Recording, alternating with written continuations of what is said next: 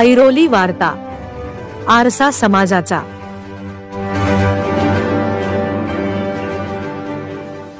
ऐरोली टोलनाका व दिवा सर्कल येथे उपमुख्यमंत्री एकनाथ शिंदे वाशी येथे निर्दान मेळाव्यासाठी येणार म्हणून युवा नेते साहिल चौगले यांनी त्याच्या आपल्या शिवसेना पदाधिकारी व कार्यकर्त्यांसोबत जंगी स्वागतची तयारी करण्यात आली।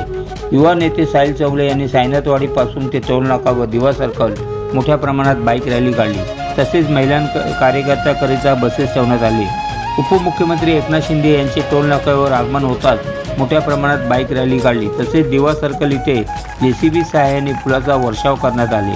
महिलांनी ऑक्सिजनकरिता मोठी तयारी केली होती। यावेळी उपमुख्यमंत्री एकनाथ शिंदे यांचे पुष्पगुच्छ देऊन स्वागत करण्यात आले। या प्रसंगी मोठ्या प्रमाणात पदाधिकारी, कार्यकर्ते, महिला, पुरुष उपस्थित राहून आपल्या लाडक्या उपमुख्यमंत्री एकनाथ शिंदे यांचे स्वागत केले। त्यावेळी युवा नेता साहिल चौगले यांनी दिलेल्या प्रतिक्रिया।